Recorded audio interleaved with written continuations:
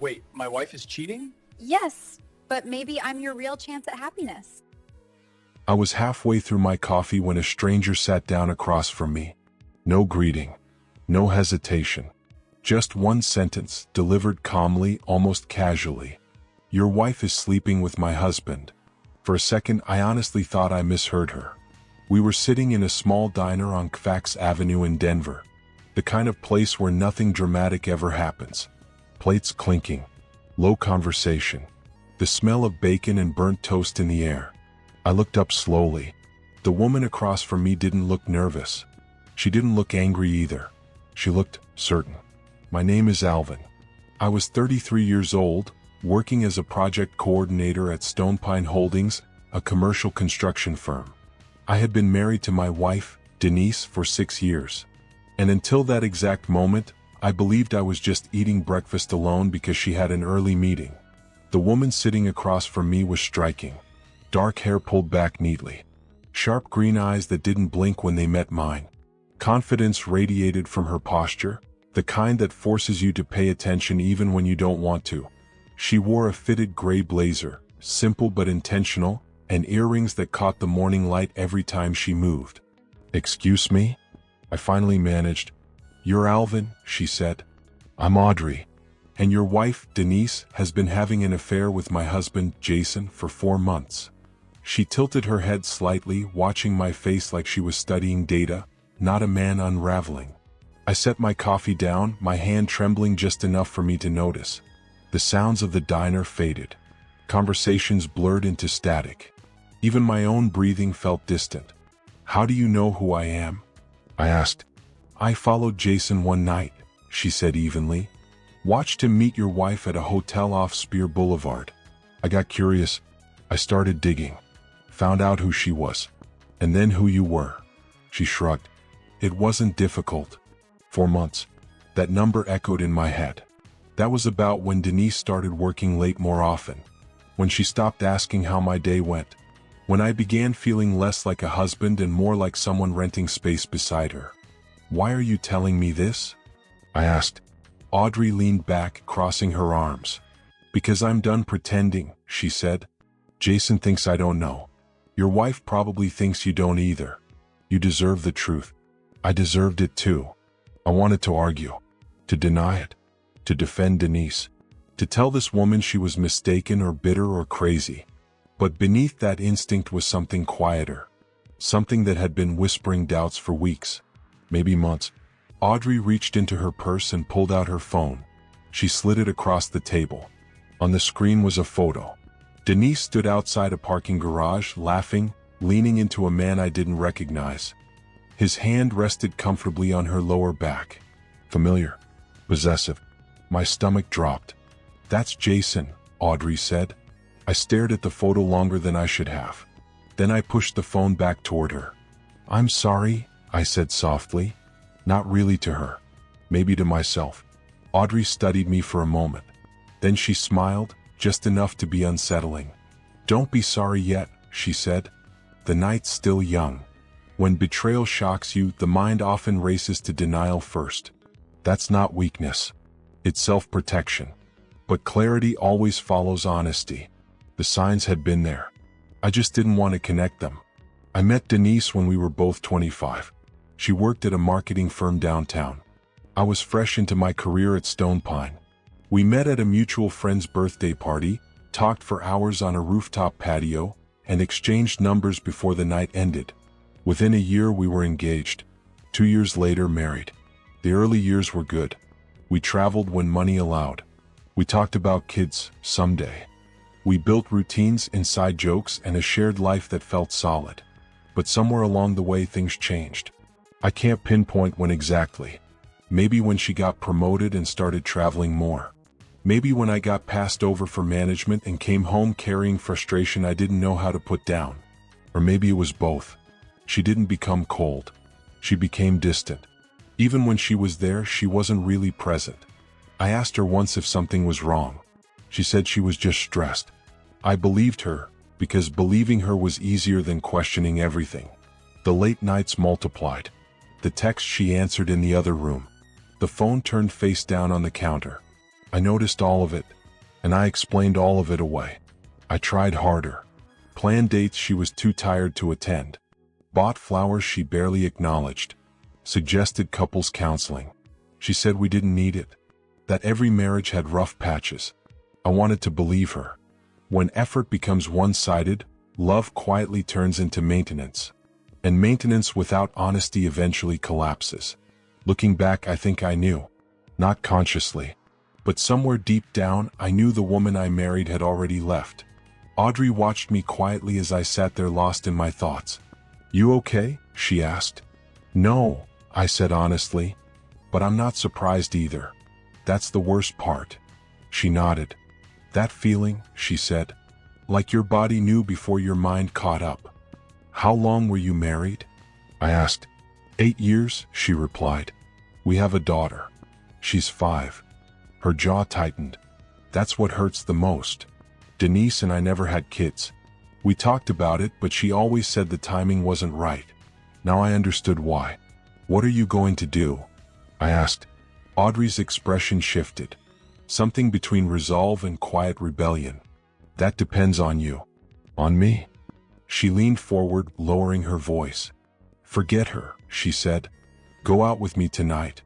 I blinked. "What?" She smiled, unapologetic. "You heard me. I should have said no. That would have been the rational response. The responsible one. I should have gone home, confronted Denise, demanded answers, contacted a lawyer, and processed the betrayal like an adult. Instead, I said yes. Maybe it was shock. Maybe it was anger that hadn't fully surfaced yet. Or maybe it was the way Audrey looked at me, like I still mattered. Something Denise hadn't done in a long time. "Yes," I said. "Why not?" Audrey's smile softened, real this time. "Good," she said. "Meet me at the Velvet Room on Lammer Street. 8 o'clock. When trust breaks, people don't always seek revenge. Sometimes they seek validation, proof they still exist, still matter, still choose." And that night, everything I thought I knew about loyalty, pain, and myself was about to change. She rose from the booth without another word, slipped a $10 bill beneath her coffee cup, and walked out of the diner. She didn't turn around. She didn't hesitate. And just like that, she was gone. I stayed there long after the door closed behind her, staring at the empty seat across from me. 20 minutes passed, maybe more. I wasn't watching the clock. I was replaying everything she had said, every expression, every calm word that had just detonated my life. When I finally stood up, I didn't head to work. I called in sick, something I almost never did, and got into my car without any real destination in mind. I drove through downtown streets, past neighborhoods Denise and I used to talk about moving into someday. Around the city for hours, thinking about my marriage, about all the moments I had felt something was off and convinced myself I was overthinking. By the time I got home, Denise was already gone. Her car wasn't in the driveway. The house was silent. I walked through it slowly, like I didn't quite belong there anymore. I looked at framed photos on the walls, furniture we had chosen together, small details from a life that had once felt solid. Now it all felt staged. Empty. Eventually, I found myself in the bedroom, standing in front of her closet. I didn't know what I was searching for. Proof, maybe? Something to either confirm Audrey's words or prove she was wrong. I found it on the top shelf. A shoebox. Inside were hotel receipts from places I had never been. Cities she said she traveled to for work. Dates that lined up perfectly with her late nights and conferences. Then there was a card. Handwritten. "Counting the days until I see you again." No name. Just the initial J. I sat on the edge of the bed holding that card, staring at it until the room felt smaller. 4 months. Maybe longer. All those nights she told me I was paranoid. All the weekends she said she had to travel. Every reassurance that nothing was wrong. They were all lies. Every single one. I put the card back in the box. Returned the box to the shelf. And then I started getting ready for my date with Audrey. What surprised me most was what I didn't feel. I didn't feel guilty. I expected shame. Conflict. Some internal struggle about vows and loyalty. But my vows had already been broken. Just not by me. When trust is shattered, guilt often shows up in the wrong place. Responsibility belongs to the one who crossed the line, not the one reacting to the damage. At 7:30, I got in my car and drove downtown. The pavement was still wet from an earlier rain, reflecting the city lights like broken glass. I parked a block from the Velvet Room and walked the rest of the way. Audrey was already outside. And somehow, standing there under the glow of the street lights, she didn't look like trouble. She looked like possibility. The Velvet Room was dim and warm, jazz humming softly in the background. Audrey had picked a booth tucked into the back corner, away from the crowd. She had changed since the diner. Now she wore a black dress, simple but deliberate. Her hair fell freely over her shoulders. "You came," she said as I slid into the seat. "Did you think I wouldn't?" "I thought there was a chance you'd do the noble thing," she said, lifting her glass slightly. "Go home. Confront your wife. Have the difficult conversation." She smiled. "I'm glad you didn't." A waiter stopped by.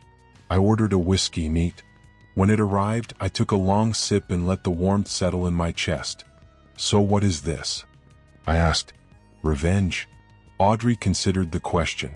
"Maybe a little," she admitted. "But I don't think that's the real reason." She traced her fingers slowly around the rim of her glass. "I think I just wanted something honest. Something real. I'm tired of pretending." I understood that more than I expected. "How long have you known about Jason?" I asked. 3 weeks, she said. "I hired a private investigator after I found a hotel receipt in his jacket pocket. Paid in cash." She shook her head. "He said it was a business expense that got misfiled. I wanted to believe him. But I didn't." "And you waited all this time?" "I needed a plan," she said. Yelling felt useless. Filing for divorce without preparation felt reckless. So I gathered information. "And then I found you." She paused. "I watched you for a couple of days before approaching you. You seemed like a good man. Someone who didn't deserve what was happening." "You could have just sent me an anonymous message," I said. "I could have," she shrugged. "But where's the humanity in that?" Despite everything, I laughed. And it felt good. Like pressure releasing from somewhere deep inside. We talked for hours. About our marriages, the slow compromises, the quiet disappointments that stacked up over the years. Audrey didn't sugarcoat anything. She was sharp, honest, and painfully self-aware. She told me about her 5-year-old daughter, Ellie, who was staying with her mother that night. "She's the reason I haven't left yet," Audrey admitted. "I keep telling myself I need everything lined up. Finances, custody, a place to live." She exhaled. "But really, I think I'm just scared." "Of what?" "Of being alone. Of failing. Of admitting I gave 8 years to someone who didn't love me the way I thought he did." I nodded. "I get that." She reached across the table and touched my hand, briefly, intentionally. It was the first time someone had touched me like that in months. "You don't seem like someone who wastes time," she said. "I'm not even sure who I am anymore." She smiled. "Maybe that's the point." The waiter brought the check. Audrey paid before I could object. I didn't stop her. We left around 11 and walked through downtown Denver. The streets were quiet, the air cool, the city softened by night. We passed dark storefronts and glowing restaurant windows, talking about nothing specific and everything that mattered. And then I realized something. I hadn't thought about Denise in over an hour. That mattered. "Can I ask you something?" Audrey said. "Sure." "When did you stop being happy?" I took my time answering. "I don't think it was a moment," I said. "It was gradual. Like the temperature dropping so slowly you don't notice until you're freezing." She nodded. "That's exactly how it was for me." She told me how she slowly became less of a partner and more of a convenience. Someone to manage the house, watch their daughter, be available when needed and invisible when not. "I confronted him once," she said. "He promised to change. Things improved for a month." She paused. "That was worse than if nothing had changed at all. The hope, followed by disappointment, it drains you." I thought about Denise, the canceled dates, the half-finished conversations, the way she always seemed somewhere else. "I keep asking myself what I did wrong," I admitted. Audrey stopped walking and turned toward me. "You didn't do anything wrong," she said firmly. Neither did I. They made choices. We're just dealing with the aftermath. She was right. Letting go of the guilt was harder than accepting the truth. Mine too, I said, not as a question, but as something I was finally willing to say out loud. We stood there on the sidewalk. Two strangers who weren't strangers anymore. The city moved around us, indifferent to our quiet heartbreak. So, I asked, what now? Audrey smiled. Now we stop being sad over people who don't deserve our sadness. Healing begins the moment you stop mourning someone who already chose to leave. She slipped her hand into mine and started walking again. I didn't pull away. Somehow, without planning it, we ended up at a late-night diner near Union Station. It wasn't the same place where everything had started that morning, but it was close enough to feel familiar, and different enough to feel like a reset. A clean page. We ordered coffee and pie and sat across from each other in a worn vinyl booth, the kind that had seen 1,000 quiet conversations before ours. You know what I like about you? Audrey said. What? You haven't tried to fix me, she said. You didn't tell me everything would be okay.